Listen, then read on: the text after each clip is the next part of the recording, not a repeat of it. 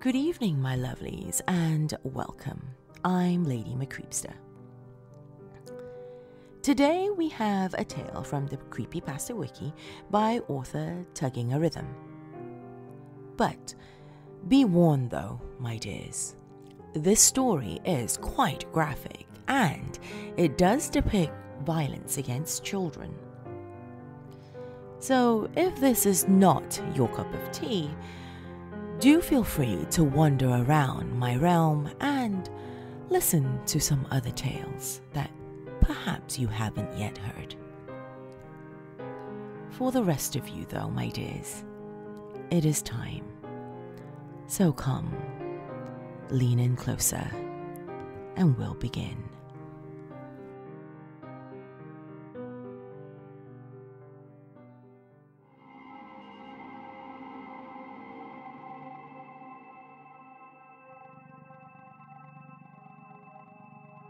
I glare at my soon victim from across the room, sleeping there in that bed. My bed. It was almost unacceptable, and my pale, elongated form snaked across the room to the young child.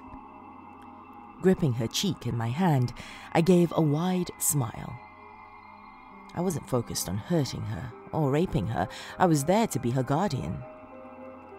I stroked her head before grabbing her leg, the docile attitude in me trying to grasp onto Sanity.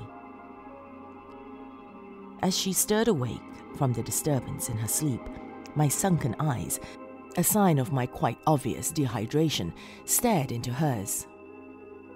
For a moment, her pale, beautiful eyes stared at me with the utmost calmness and love before she started to scream.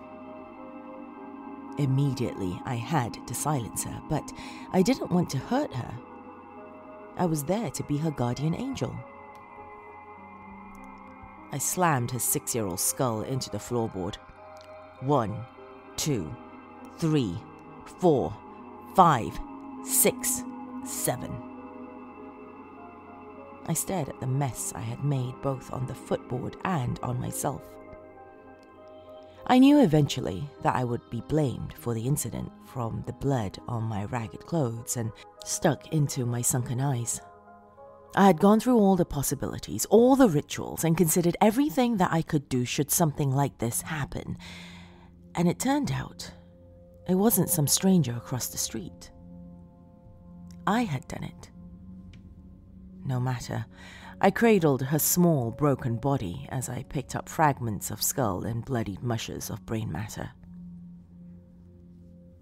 Her mother walked into the room before I had the chance to hide it. When she saw me, she immediately hit me. "What the fuck have you done to my sweet baby?" she shouted, tears and anger welling up inside her. "I did what I had to. She was too loud," I croaked, before she grabbed the one-sided torso robe and threw me out of her room, closing and locking the door behind me. I pushed my weakened form up from the floor, arms already decorated in bright purples and blues as I stared onward at the door, a masterpiece waiting for my approval inside. I took to the right of me, entering the bathroom and gazing into the mirror. The first words that I spoke to my reflection with a crazed yet still sane grin were, "You are a monster, a hideous monster." The words were true, of course, and all 46 of my chromosomes knew that, including all 100 billion neurons.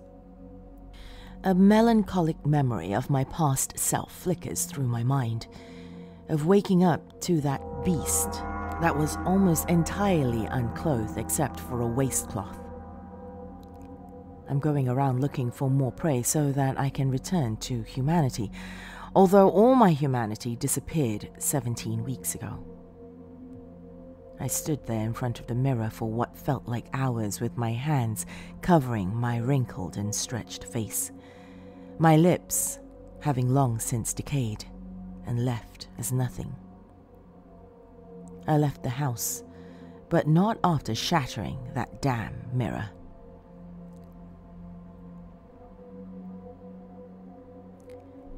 I now found a young boy, so young and vulnerable while sleeping.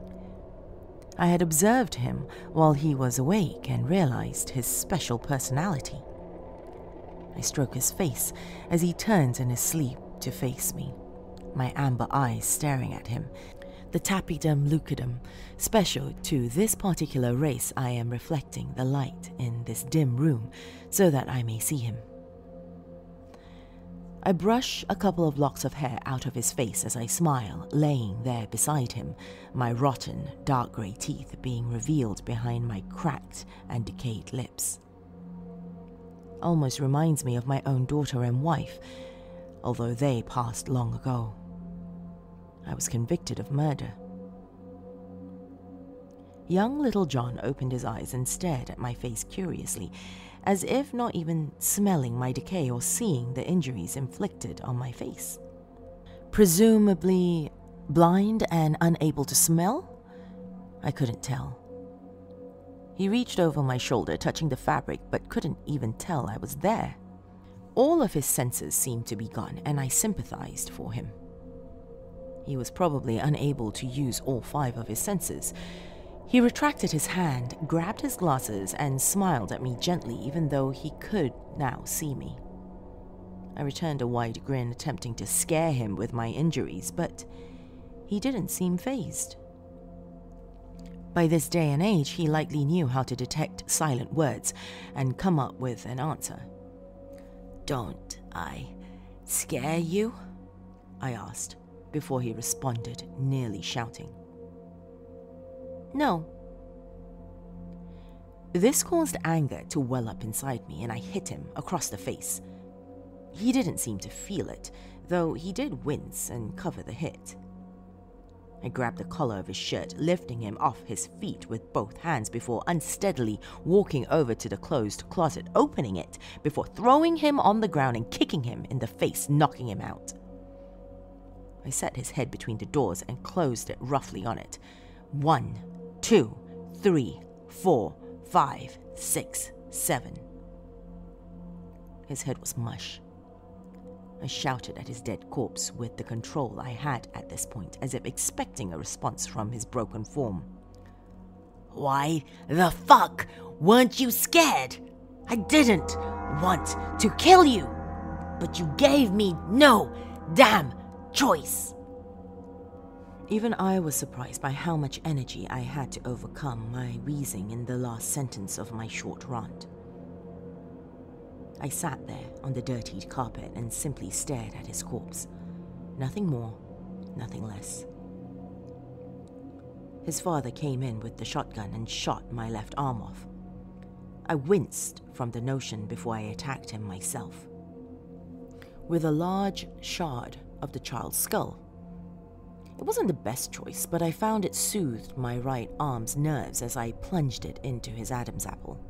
I had now killed 3 people, and the set of veins located over top my heart pulsated before resting and smoothing itself out.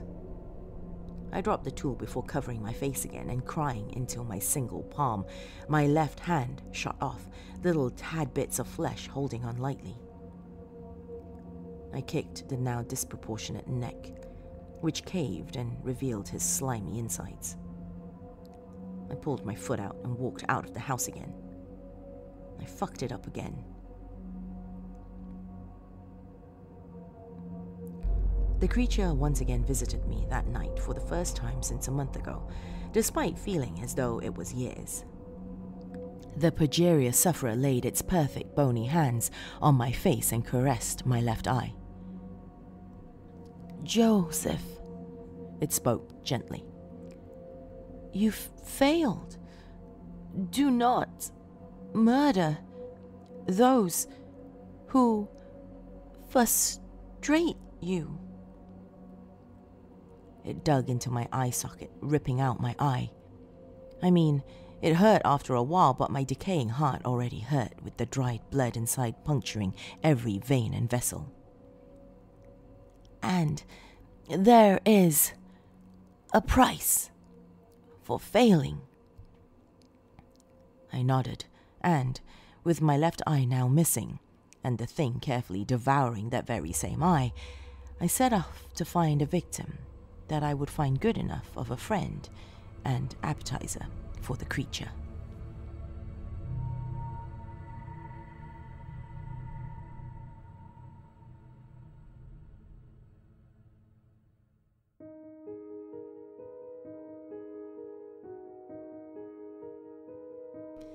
Thank you for joining me, my dears. Before I leave you, I do want to give a big shout out and thank you to my dog family on Patreon, who continuously support me and help keep this channel and podcast going. Family members such as Bill Thornsley, Laura Setapenry, Dawn Fritzwater, Melissa Perez, Honey Santiago, Oliver Dace, L. Andrew Augustus, Stephen Aguilera, Tay the Fluth, and everyone listed in the episode description below. If you too would like to support this podcast and channel, go to patreon.com/LadyMcCreepster for more information. If you have a tale that you'd like considered for this podcast and channel, my dears, send it to lady.mccreepster@gmail.com. That is all the time we have this evening, my dears. Till next time, sweet dreams.